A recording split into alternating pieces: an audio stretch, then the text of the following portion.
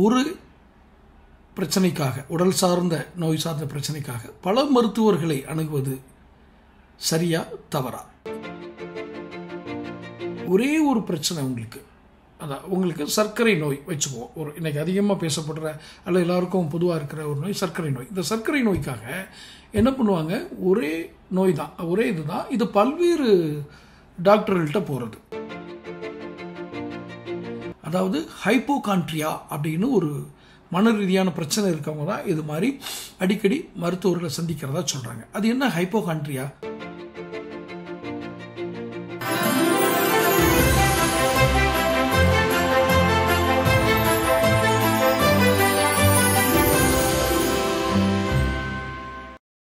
வணக்கம் தமிழகம் டைம்ஸ் நேயர்களே, இது ஒரு மருத்துவ பதிவு. இந்த மருத்துவ பதிவினுடைய நோக்கம் ஒரு பிரச்சனைக்காக, உடல் சார்ந்த நோய் சார்ந்த பிரச்சனைக்காக பல மருத்துவர்களை அணுகுவது சரியா தவறா? இதை எப்படி அழைக்கிறார்கள் மருத்துவ உலகில்? இதை குறித்த ஒரு மருத்துவ ஆய்வு. ஷாப்பிங் நோயாளி, அதாவது இந்த டாக்டர் ஷாப்பிங் அப்படிங்கிற வார்த்தை அதிகமாக புழக்கத்தில் இல்லைன்னு தான் நான் நினைக்கிறேன். வெகு சிலருக்கு தெரிந்திருக்கலாம். டாக்டர் ஷாப்பிங் அப்படின்னா என்ன? அது பழக்கமான வார்த்தை இல்லை, ஆனால் கேட்பதற்கு கொஞ்சம் புதிதாக இருக்குது. அது மாதிரி அந்த டாக்டர் ஷாப்பிங் பண்ணுறவங்கள ஷாப்பிங் நோயாளி அப்படின்னு குறிப்பிடுறாங்க. சரி, இது பேர் தான் ஷாப்பிங் புதியதை தவிர இந்த ஷாப்பிங் வேலை பல நோயாளியும் செய்து கொண்டு தான் இருக்கார்கள் அப்படின்னு மருத்துவர்கள் சொல்கிறாங்க. என்ன இது, அதனுடைய அப்படி நம்ம டாக்டர் ஷாப்பிங் பண்ணுறதுனால என்னென்ன பக்க விளைவுகள் ஏற்படும், இதனால் என்ன மருத்துவ குறைபாடுகள் ஏற்படும், சுகாதார பிரச்சனை என்ன ஏற்படும், இதை தான் இந்த காணொலியில் நான் உங்களுக்கு சொல்ல போகிறேன். சரி, முதல்ல டாக்டர் ஷாப்பிங்னா என்ன? நீங்கள் ஒரு சூப்பர் மார்க்கெட் போயிட்டு பல்வேறு பொருட்களை வாங்குற மாதிரி, அது மாதிரி ஆரோக்கியமான விஷயத்தில் மருத்துவத்தை கையாளுவதுதான் டாக்டர் ஷாப்பிங். அதாவது ஒரே ஒரு பிரச்சனை உங்களுக்கு, அதான் உங்களுக்கு சர்க்கரை நோய் வச்சுக்குவோம். ஒரு இன்றைக்கி அதிகமாக பேசப்படுற அல்ல எல்லாருக்கும் பொதுவாக இருக்கிற ஒரு நோய் சர்க்கரை நோய். இந்த சர்க்கரை நோய்க்காக என்ன பண்ணுவாங்க, ஒரே நோய் தான், ஒரே இது தான், இது பல்வேறு டாக்டர்கள்ட்ட போகிறது.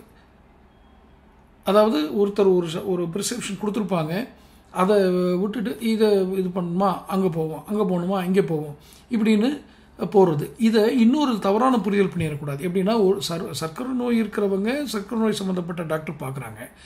ஒரு ஸ்கின் தொடர்பான நோய் இருக்கிறவங்க ஒரு ஸ்கின் டாக்டரை பார்க்குறாங்க. பார்வை குறைபாடு உள்ளவங்க பார்வை டாக்டர் உள்ளவங்களை பார்க்குறாங்க. ஹார்ட் ஸ்பெஷலிஸ்ட் பார்க்குறாங்க. இது தப்பு இல்லை, இது டாக்டர் ஷாப்பிங் கிடையாது, தவறாக புரிஞ்சுக்கிடக்கூடாது. இது பிரச்சனைகள் வேறு வேறு.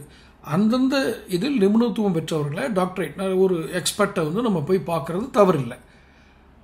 அது சரியானதும் கூட. நான் கண்ணை பார்க்குறாள் கண் டாக்டர் போகிற சரியானது கூட. ஆனால் டாக்டர் ஷாப்பிங்கிறது இதுலேருந்து டோட்டலி டிஃப்ரெண்ட்டு. உங்களுக்கு சர்க்கரை நோய் தான் இருக்குது, ஆனால் நீங்கள் 10 டாக்டரை பார்க்குறீங்க.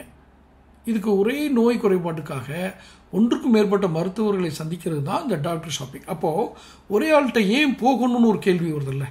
ஒரு நோய்க்கு ஒரு டாக்டரை பாருங்கள் அப்படின்னு, அதை முதல்ல பார்ப்போம். அதுக்கப்புறம் ஏன் மாறுறாங்கன்ற காரணங்களை நம்ம செக் பண்ணலாம். ஒரே ஆள்கிட்ட ஏன் போகணும் அப்படின்னா, தொடர்ந்து ஒரே மருத்துவர் அந்த சர்க்கரை நோய்க்கான ஒரு மனிதருக்கான சர்க்கரை நோய்க்கான ப்ரிஸ்கிரிப்ஷன் கொடுக்குறாரு, மருந்து கொடுக்குறாருன்னா, அவர் அந்த சர்க்கரையினுடைய அளவு, கொடுக்குறவுடைய மருந்துடைய அளவு எல்லாம் பார்த்து இதனுடைய இந்த நோயுடைய ஆணிவேர் எங்கே இருக்குதுன்னு கண்டுபிடிப்பார். நான் பொதுவாக உதாரணத்துக்கு தான் சர்க்கரை நோயின்னு சொன்னேன். எந்த நோயாக இருந்தாலும் இதனுடைய ரூட் எங்கே இருக்குது, ரூட் கேனல் எங்கே இருக்குது, இதனுடைய ஆணிவேர் எங்கே இருக்குங்கிறத அவரால் கண்டுபிடிக்க முடியும் ஒரே டாக்டராக இருந்தால். இத்தனை நாள் ஆச்சு, இவருக்கு இது குறைபாடாகவே இன்னும் இருந்துகிட்ருக்கு, இன்னும் குறைஞ்சபாடு இல்லை, நம்ம மாத்திரை மாற்றிட்டோம், இனி வேறு என்ன செய்யணும் அப்படிங்கிற முடிவை டாக்டர் எடுக்கிறதுக்கு, அந்த மருத்துவர் எடுக்கிறதுக்கு உதவியாக இருக்கும் ஒரே ஆள்கிட்ட போனோம்னா. இதே நம்ம இப்போ நிறைய ஆட்கள்கிட்ட போகும்போது ஒவ்வொருத்தரும் அந்த ஆரம்ப ஸ்டேஜ்லேருந்து இருக்கிற மாதிரியே பார்த்து முதல்லேருந்து ஆனாவிலேருந்து தொடங்குவோன்ற மாதிரி, முதல்லேருந்து ஏபிசிலேருந்து தொடங்குவோங்கிற மாதிரி அது ஆரம்பத்துலேருந்து வர்ற ஒரு சூழல் வந்துடும். இது ஒரு ஆபத்து. சரி, ஒருத்தர் ஏன் இது போகிற இதுக்கு போகிறாரு, ஒரு காரணம் வேணும் இல்லையா? மருத்துவர்களை தேடி ரொம்ப பாயிரனால வேறு என்ன பிரச்சனைகள் வருது டாக்டர் ஷாப்பிங் பண்ணுறதுனால? நோய் கண்டறியறதுக்கு, டயக்னோஸ் பண்ணுறதுக்கு டைம் ஆகும். இதனால் கால வரையும் பொருள் வரையும் அவசியமற்ற பரிசோதனைகள் அப்படின்னு நீண்டுக்கிட்டே போகும். புரியுதா? இதுக்கு பரிசோதனையே தேவையில்லை, இதுதான் அப்படின்னு ஒரு டாக்டர் கண்டுபிடிச்சிருப்பார். நம்ம இன்னொரு டாக்டர் போகும்போது அவர் நீங்கள் டெஸ்ட் பண்ணிட்டு வாங்கன்றது. ஸோ இது போன்ற ஒரு இது ஏற்படும். இது ஏன் ஒருத்தருக்கு வந்து விண்டோ இந்த டாக்டர் ஷாப்பிங் மனநிலை ஒருத்தர் ஏன் வருது அப்படின்னா, இதை வந்து ஒரு உளவியல் காரணத்தில் சொல்கிறாங்க. அதாவது ஹைப்போகான்ட்ரியா அப்படின்னு ஒரு மன ரீதியான பிரச்சனை இருக்கவங்க தான் இது மாதிரி அடிக்கடி மருத்துவர்களை சந்திக்கிறதா சொல்கிறாங்க. அது என்ன ஹைப்போகான்ட்ரியா அப்படின்னா, ஒருவர் மனநிலை கொண்டவங்களுக்கு எந்த நோயுமே இருக்காது, ஆனால் ஏதோ ஒரு நோய் தனக்கு இருக்கிறதா நம்புவாங்க. அதாவது தான் நினைக்கிறத டாக்டர் சொல்லணும்னு நினைப்பாங்க. அவருக்கு எந்த நோயும் இருக்காது, அவர் போய் டாக்டர்கிட்ட உட்கார்ந்த உடனே ஆமாம் உங்களுக்கு நிறைய மன அழுத்தம் இருக்குதுன்னு அவர் சொல்லணும்னு இவங்க எதிர்பார்ப்பாங்க. இல்லைன்னா டாக்டரை மாற்றிடுவாங்க. இவங்களுக்கு நோயே இருக்காது. எவ்வளோ ஆபத்து பாருங்கள். எந்த நோயும் இல்லாமலே டாக்டரை மாற்றிட்டே இருக்கிறதுக்கு பேர் தான் ஹைப்போகான்ட்ரியான்னு ஒரு சைக்காலஜிக்கல் இது. சரி, எப்போ இந்த ஷாப்பிங் மனநிலை ஒருத்தருக்கு வருதுங்கிறதுக்கு உளவியல் காரணம் சொல்லிட்டாங்க. சரி, இன்னொரு மருத்துவர் என்ன சொல்கிறார் அப்படின்னு தெரிந்து கொள்வதில் ஏதாவது தவறு இருக்கா? ஒரு நோய்க்கு இன்னொரு மருத்துவர் ஒரு பதில் சொல்கிறாருன்னா அதை சொல்கிறதுல நமக்கு எதுவும் தவறு இருக்கா அப்படின்னா இல்லை. எதுலையெல்லாம் நீங்கள் டாக்டர் ஷாப்பிங் பண்ணலாம் அப்படிங்கிறதுக்கு ஒரு உதாரணம். ஒரு அறுவை சிகிச்சை செய்யணும், சர்ஜரி பண்ணணும்னு சொல்லிட்டாங்க அப்படின்னா இந்த சர்ஜரி அவசியமா? ஏன்னா அது உடலில் வைக்கப்படும் ஒரு ஆயுத சோதனை, ஆயுதம் படுது. அப்போ அதை செய்யணுமா வேணாமாங்கிறதுக்கு நீங்கள் செகண்ட் ஒப்பீனியன் எடுக்கலாம், தப்பில்லை. சரிங்களா? அதை எடுத்துட்டு செகண்ட் ஒப்பீனியன் பெறுறதுன்னு சொல்லி நீங்கள் ஒரே நோய்க்கு பல மருந்துகளுக்கு போய் ஆடையிறது ஷாப்பிங், அந்த டாக்டர் ஷாப்பிங் இது. ஸோ நீங்கள் செகண்ட் ஒப்பீனியன் கொடுக்கறது அப்படிங்கிற செகண்ட் ஒப்பீனியன் வாங்குறது அறுவை சிகிச்சைக்காக இருந்தால் டாக்டர் ஷாப்பிங் ஓகே. அதுக்கும் நீங்கள் நிறைய டாக்டர் பார்க்கணுன்றது இல்லை, 2 இஸ் எனஃப், அந்த மேக்ஸிமம் ஒன்று வரும். ரைட். இதுக்கு பொதுமக்களை மட்டுமே நம்ம குறை சொல்லிட முடியுமா, நோயாளிகளை மட்டுமே குறை சொல்லிட முடியுமா அப்படின்னா இல்லைங்கிறாரு ஒரு டாக்டர். டாக்டர்கள் என்ன சொல்கிறாங்கன்னா, சில மருத்துவர்கள் வந்து நோயாளியோட சரியாக பேசுறதில்லை. ஏன்னா ஒரு நம்பிக்கையான பேச்சு தான் ஒரு நோயாளிக்கு ஒரு முதல் மருந்தே அதுதான், நம்பிக்கையான பேச்சு. நம்பிக்கையோட ஒன்றும் இல்லை போங்க நாளைக்கு எல்லாம் சரியாயிடும் அப்படின்னு சொல்கிறேன். பொதுவாகவே இது வந்து மருத்துவம் இல்லாமல் எல்லா ஒரு பிரச்சனைகள் சிக்கியிருக்கிறவங்க, ஒரு பிரச்சனையை பற்றி இது பண்ணுறவங்க எல்லாருமே சொல்லக்கூடிய ஒரு விஷயம், ஒன்றும் இல்லை பார்த்துக்கலாம் அப்படின்னு சொல்கிற ஒரு மனப்பாங்கு. ஸோ இது மாதிரி இல்லைன்னா கூட அவங்க மாறிடுவாங்க, பேஷண்ட் மாறிடுவாங்க, வேற ஒருத்தர்கிட்ட போயிடலாமோ அப்படின்னு. ஏன்னா சிகிச்சை விவரங்கள் மாத்திரை சாப்பிட்றது குறித்தெல்லாம் சந்தேகங்களுக்கு கூட சில விளக்கம் கொடுக்க மாட்டாங்க சில டாக்டர்ஸ். அப்படி இருக்கும்போதும் டாக்டரை மாற்றுவாங்க. இந்த எதிர்பார்ப்புகள்லாம், கனிவான பேச்சு இதெல்லாம் இல்லாமல் கண்டினியூ ஆச்சுன்னா டாக்டர் ரெண்டாவது பணம், ஃபீஸ் அதிகமாகனாலும் வரமாட்டாங்க. ஸோ இதில் வந்து டாக்டர் ஷாப்பிங் பண்ணுறாருன்னு நம்ம பேஷண்ட்டை மட்டும் குறை சொல்லிட முடியாது. அவங்களும் தப்பு பண்ணலாம். டாக்டருடைய சைட்லேயும் ஒரு சில டாக்டர்கள், எல்லா டாக்டர்கள் மேலே ரொம்ப அதிக ஃபீஸ் இருக்கும், இது கூட அவங்களுடைய மன சோர்வாக்கிடும். சரி அப்போ இன்னொரு டாக்டரை பார்த்துருவோம்னு போயிடுவாங்க. ஸோ ரெண்டு சைட்லையும் இருக்கிறதுல பிரச்சனை இருக்கிறதுல டாக்டர் சைடு கொஞ்சம் கம்மியாக தான் இருக்கும். அதிக ஃபீஸ் வாங்குகிற டாக்டர்ஸ்லாம் கம்மி.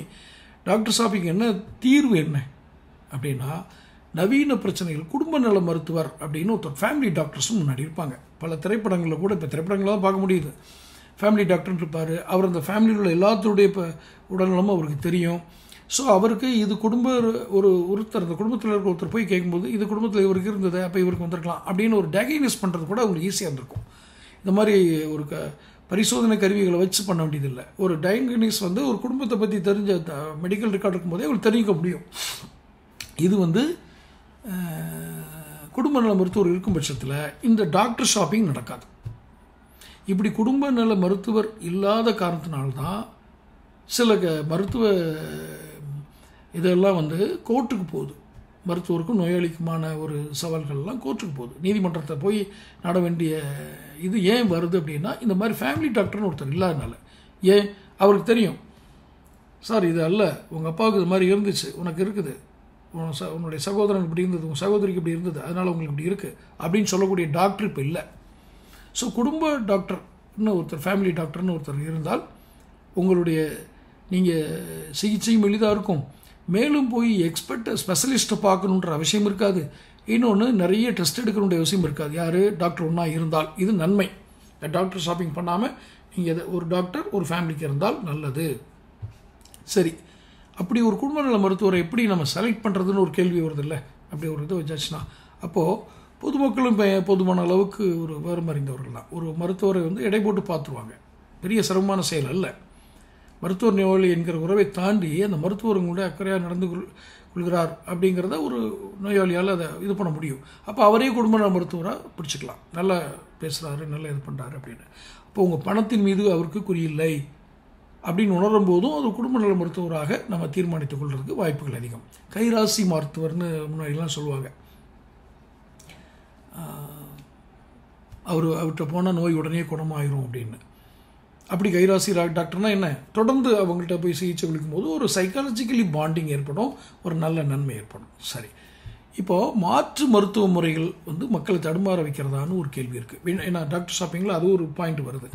மாற்று மருத்துவ முறைகள் அது மக்களை தடுமாற வைக்குதா? மாற்று மருத்துவ முறைகள்லாம் என்ன? அலோபதியை தாண்டி மற்றது. அலோபதினா இப்போ இங்கிலீஷ் மெடிசன்ஸ், ரைட். இது தவிர வேறு இப்போ என்ன பண்ணுவாங்கன்னா, அடிக்கடி நீங்கள் ஒன்று பார்க்கலாம், சர்க்கரை என்பது நோயே இல்லை அப்படின்னு ஒரு மாற்று மருத்துவர் ஏதோ ஒரு ஆல்டர்னேட்டிவ் மெடிசனில் சொல்லுவாங்க. உடனே இது ஒரு கவர்ச்சியை கொடுக்குது. இவ்வளோ நாள் நம்ம மாத்திரை சாப்பிட்டுட்ருக்கோம், அப்போ இது தப்பா அப்படின்ட்டு, இதனால் உங்களுக்கு உடல் பக்க விளைவுகள் ஏற்படும், கல்லீரல் கெட்டு போகும், சிறுநீரகம் கெட்டு போகும், இப்படியெல்லாம் அலோபதி மருத்துவம் எடுத்திங்கன்னா இப்படி ஆயிரும் அப்படின்னு சொல்லும்போது உடனே அவங்க மாற்று மருத்துவத்துக்கு போவாங்க. அங்கேயும் சரியாகாமல் திரும்ப அலோபதிக்கே வருவாங்க. இது ஒரு, அதாவது இங்கிலீஷ் மெடிசன், அதாவது அலோபதி மருத்துவத்தை எவிடன்ஸ் பேஸ்டு மெடிசன் அப்படின்னு சொல்கிறது.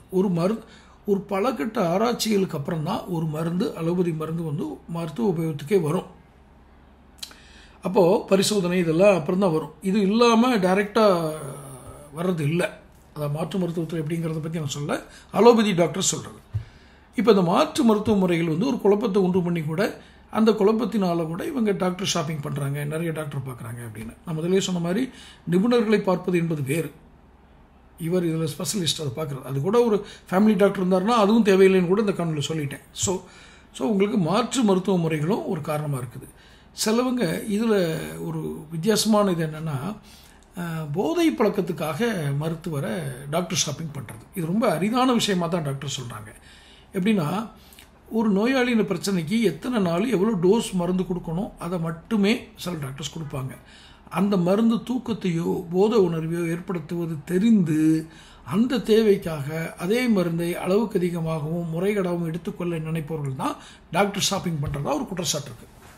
சில மருந்துகள் தூக்கத்தையும் போதை உணர்வும் கொடுக்கும். அப்போ என்ன ஆகுது, அது அதையே அதை தெரிஞ்சுக்கிட்டு அதையே டாக்டர் ஷாப்பிங் பண்ணி நிறைய மற்ற டாக்டர்கிட்ட போனால் ஏன்னா மாத்திரைகள் நிறைய கிடைக்கும் இல்லையா, நிறைய எடுக்கிறது. இது ஒரு பிரச்சனையாக இப்போதைக்கு நம்ம ஊரில் இல்லை, ஆனால் குறைந்த அளவு இருக்குது. ஒரு அபாயகரமான இடத்தை நோக்கி தான் இது இருக்குது. இன்சூரன்ஸ் மோசடிக்காக டாக்டர் ஷாப்பிங் பண்ணுறாங்களா அப்படின்னா தட்ஸ் வெரி வெரி ரேர். ஒழுக்கமற்ற மருத்துவர்கள் மிக மிக குறைவு, தமிழ்நாட்டிலும் சரி இந்தியாவிலையும் சரி. ரொம்ப ரேர் அண்ட் ரேரஸ்ட்னு சொல்லுவாங்க இல்லையா, அதில் தான். இது ஆர்கனைஸ்டு க்ரைம் அப்படிங்கிற கேட்டகரியில் வருது. அதாவது ஒரு ஆர்கனைஸ் பண்ணி திட்டமிட்டு எனக்கு இப்படி சொல்லுங்கள், இதை பண்ணுங்கள், இன்சூரன்ஸ் எப்படி எடுத்துக்கலாம் அப்படின்னு சொல்லி வர்றதெல்லாம் ரொம்ப ரேர். அப்படி நம்ம நாட்டில் நடக்கிறதே இல்லைன்னு சொல்லிடலாம். அங்கொன்று இங்கொன்றுமா ஒன்று நடக்குது. பட் அதுவும் இந்த டாக்டர் ஷாப்பிங்கில் நம்ம நாட்டில் நடக்கிறது இல்லை. ஒரு டாக்டருக்கு இவர் டாக்டர் ஷாப்பிங் பண்ணுறாருங்கிறதையும் புரிஞ்சுக்க முடியும். ஏன்னா நிறைய ப்ரிஸ்கிரிப்ஷன் வச்சுருப்பார், எல்லாம் தெரிஞ்ச மாதிரி பேசுவார், நோயை பற்றி அதிக தகவல் தனக்கு தெரிஞ்சதெல்லாம் பேசுவார். இதெல்லாம் என்னுடைய அறிகுறியாக எடுத்து சரி இவரை நம்ம இதுக்கு மேலே இவர் டாக்டர் ஷாப்பிங் பண்ணுறாருன்னு தெரிஞ்சாச்சுன்னா கூட கைவிட்டுருவாங்க. சரி, இப்படி இந்த டாக்டர் ஷாப்பிங் அப்படிங்கிறத பற்றி அது ஏன் வருது, அது வந்தால் என்னென்ன தீமைகள், அதை ஏன் நம்ம கையால் அதை அவாய்ட் பண்ணணும், அதை மேற்கொள்ளக்கூடாது அப்படிங்கிறதுக்கு இந்த காணொலி நிறைய எதிர்பார்த்தோம். தொடர்ந்து மருத்துவ விழிப்புணர்வு காணொலிகளை நம்ம இதில் பார்க்கலாம். தொடர்ந்து சேனல் பாருங்கள், சப்ஸ்கிரைப் பண்ணுங்கள், நோட்டிஃபிகேஷன் பெல் பதிவு பண்ணுங்கள். அடுத்தடுத்து காணொலியில் சந்திப்போம். நன்றி, வணக்கம்.